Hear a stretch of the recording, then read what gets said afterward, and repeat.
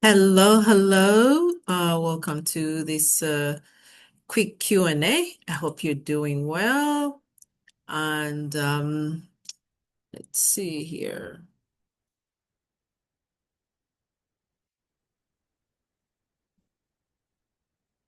All right, I'm trying to actually make it a slideshow. Yes, there we go.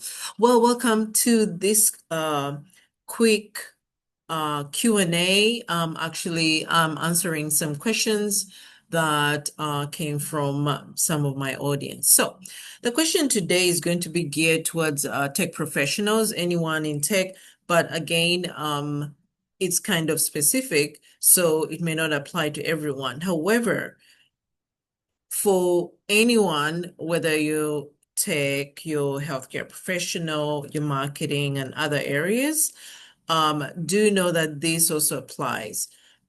Just learn from this because this applies to almost everyone, but because the question was asked for specific skill set, that's where I'm going to kind of focus a little bit more, but just know that it applies to everyone. Okay, so what's the question? The question is, I'm looking for a job.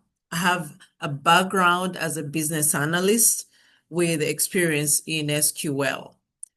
There are healthcare tech jobs I'm interested in, but I'm not sure where to start, or any of the industry jargon, no workflows. In other words, she doesn't know any of that. How should I go about learning the industry so I can get I can get a job, or I can get a healthcare informatics job?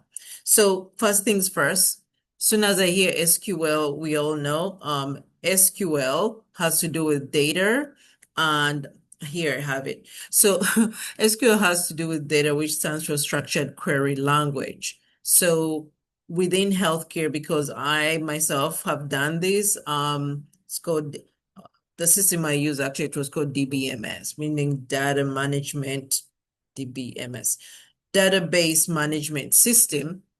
It was also SQL. And pretty much most of the data analytics out there will run on a kind of a version of SQL, okay, structured query language. And the second thing, I'm going to just go back up here, is this is he or she, I don't know who it is, but anyway, they do mention healthcare informatics. So that means they have a little bit of insights as to what that is, because some people may absolutely not know anything. And healthcare informatics in particular refers also to data analysis, informatics. Okay. So the people who usually work on the healthcare informatics area, they're going to be those who are supporting different departments, okay, providing them insights during using data. They're running reports or analytics, as we call it, using data where they're going to find trends, they're going to find what issues are and that kind of thing. Because what happens is any data analysis helps you to decipher what's going on. It tells a story for the most part. All right. So with that said, you find that, as I said, again, going back, many healthcare systems, including actually even in other industries, it doesn't matter. If you have SQL, it has to do with data. So you're analyzing data, which is data analysis. Okay. So just to answer the question again, let's go back here. So has SQL, that's good, telling us that is a very transferable skill set. It could be a different tool, but the use of it is the same, data and how you run it.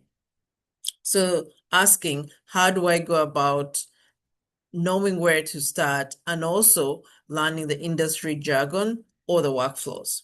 All right. So here is where I say that for anyone who wants actually to move into a position like this, and also many of the other positions within healthcare, if you don't have that background yet, in fact, even those who have the background, especially clinicians, they tend to be in their area. Okay. It may not even be just the clinicians. It could also be tech. The tech people, though, when you are getting into it, they tend to show you to give you other areas, in other words, the workflows, because it helps to understand what it is that you're working on and how it comes to be that the area you're working on, okay, whatever it is that you have to do in your role, how that comes to be. So it tends to be like if someone is already in healthcare tech or healthcare IT, they may know some of the workflows already better than someone who doesn't. Okay. However, it also doesn't mean that they know everything, but for the most part, they will know most of it. Clinical, it's a bit different. They're very, very busy, honestly, taking care of different patient types, depending on which area you may find, because I've had therapists that have come and asked me how they can go about transferring. You can find nurses, you can find respiratory therapists, physical therapists, any kind of other therapists. By the way, they're not the only ones, but I'm giving example. You can find medical doctors of different types or specialties.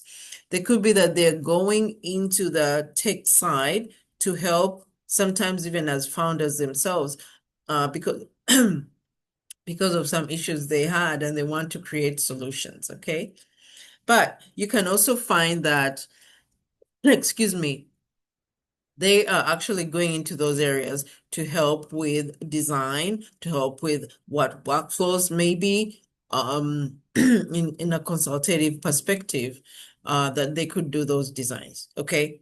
So either way, those groups or those areas, you find that it's very, very helpful for you to know what the healthcare workflows are, to know the healthcare workflows and the processes.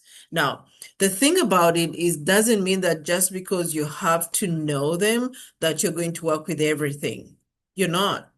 You are most likely going to work within a certain area. That is how wide healthcare is. It's so wide, it's really wide that there's just enough for people to work in different areas, but enough also that you can choose which area you want to specialize in. However, just knowing how things work is very, very helpful because it can help you think, or come up with solutions or understand why perhaps the other side might be asking you for certain information or might be asking you how to do certain things or how to hold back on doing certain things because what you do here could affect something down the line. It's a very workflow dependent, meaning things have to flow from this side in order to reach to the other end. Okay. You can't just, it's not something that is very independent. It's very dependent on the next workflow, the next area, and that kind of thing. So that's the reason. Okay. The other thing is that within this process of learning the workflows and the processes, you're also going to learn the lingo, the language that's used.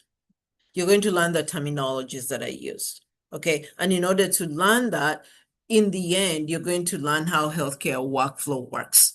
This will help you a lot because sometimes we start that, oh, I'm going to go in this area. By the way, there's nothing wrong with this area, informatics. But down the line, you may want to move into another area and things like that. So it gives you an idea of what other things you can do. Or it gives you even an idea if you want to go into leadership or things like that, which areas you could maybe focus on or which areas you could work with or partner with. Okay. So that's what that helps with.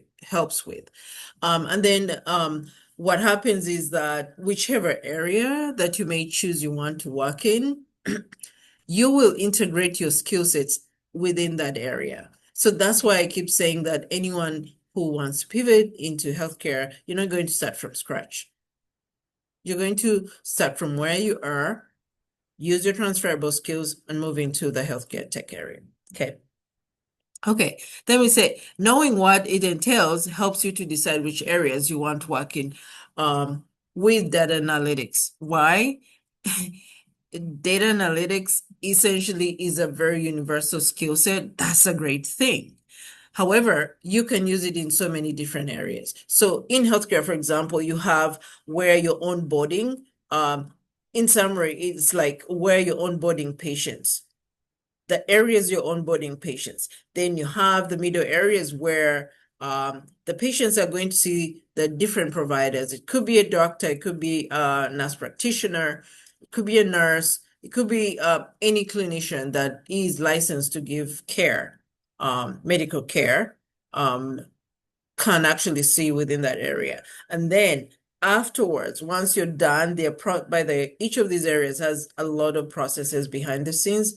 I'm just talking from high level. Okay.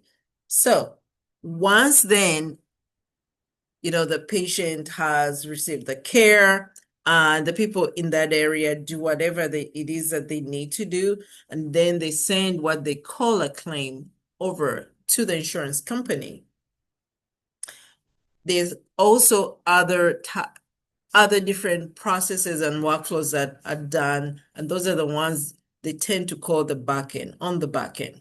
The back end, you don't see them, those are the back offices. You find that these are people who are going to be in buildings that are not necessarily near hospital. It could be even miles away from the hospital, but they're doing work. They have to take care of different areas. And also, all these areas have different areas within them in terms of functions, in terms of roles, in terms of what people are doing to make the whole process successful. Okay, so I hope this answers your question.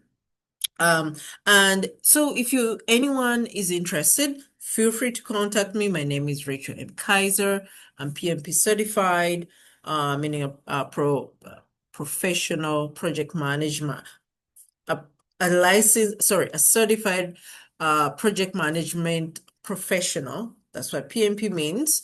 So I also actually work in healthcare project and program management. So those are also areas I work in. But here, talking about this, what happens is that I help people to learn what these workflows are, the programs I provide. If you're interested either in something like this, meaning someone who's going to convert or pivot in an area like this, feel free to contact me. That's my contact information. But most of all, let's connect on on LinkedIn. I do share, and I've shared a lot of free information there.